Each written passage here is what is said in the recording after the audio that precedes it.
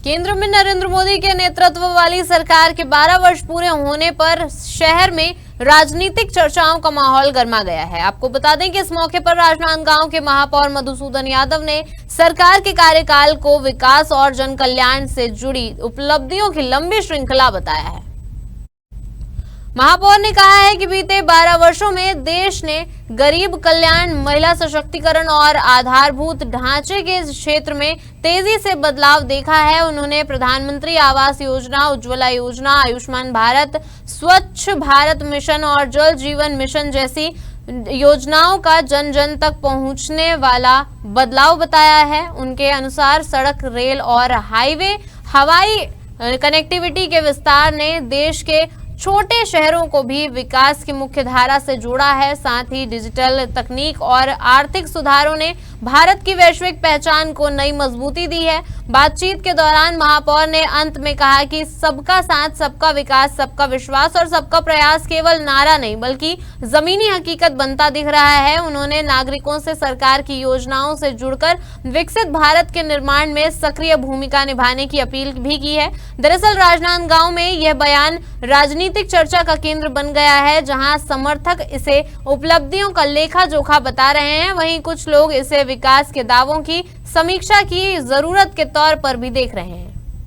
भारत देश के प्रधानमंत्री नरेंद्र मोदी जी के 12 साल पूरे हो चुके और 12 साल पूरे होने के बाद तमाम जगहों पर हर एक प्रदेश में भारतीय जनता पार्टी की तरफ से, प्रशासन की तरफ से 12 साल बेमिसाल का आयोजन किया जा रहा है।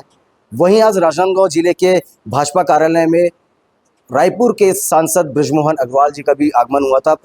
पत्रकार वार्ता कर उन्होंने खुलासा किया और बताया कि 12 साल बेमिसाल किस वजह से हुआ। आज हमारे साथ में राजनांदगांव के प्रथम नागरिक महापौर मधुसूदन यादव जी मौजूद है। यादव जी, 12 साल बेमिसाल हो चुका है। 12 साल में क्या कुछ उपलब्धियां रही हैं प्रधानमंत्री की और क्या कुछ भारत के इस नागरिकों को दिए हैं? 12 साल बेमिसाल इसलिए है कि भारत के लोगों का जीवन स्तर ऊपर उठा है।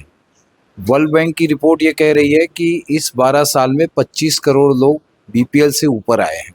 ये गवर्नमेंट ऑफ इंडिया का कोई सर्वे नहीं है, ये वर्ल्ड बैंक की रिपोर्ट है कि भारत में लोगों के जीवन स्तर इस तरीके से तेज़ी के साथ आगे बढ़ रहा है और 25 करोड़ लोग बीपीएल के दायरे से बाहर आ गए हैं। आपने राजीव गांधी जी का कभी भाषण सुना होगा प्रधानमंत्री रहते हुए कि हम दिल्ली से 1 रुपये भेजते हैं तो 17 पैसा लोगों तक पहुंचता है। आज इस 12 साल में जो डिजिटल इंडिया के माध्यम से सरकार ने स्कीमें चलाई और हितग्राहियों तक के 100% लाभ उन तक पहुंच रहा है। यदि 100 रुपये भेजा जाता है तो 100 रुपये पहुँच रहा है। विश्व पटल में भारत ने अपने डंके बजाए हैं और पूरी दुनिया के लोग भारत के साथ फ्रेंडशिप करने के लिए तैयार हैं। ये मोदी जी की उपलब्धि है। बाकी इंफ्रास्ट्रक्चर की तो मैं बात ही नहीं करूंगा कि कितने प्रधानमंत्री सड़क बन रहे हैं, कितने 4 लेन बन रहे हैं, कितने 6 लेन बन रहे हैं, कितने हाईवेज बन रहे हैं। इसकी बात करना तो अब थोड़ा बेईमानी हो जाएगी क्योंकि इसकी कोई सीमा नहीं है। इसी तरीके से समाज के अलग अलग वर्गों में सभी योजनाएं जो है बिना जात पात धर्म देखे सभी के लिए योजनाएं चलाई जा रही है, चाहे वो प्रधानमंत्री आवास का हो, चाहे खाद्यान्न का हो, चाहे जनधन खाते का हो।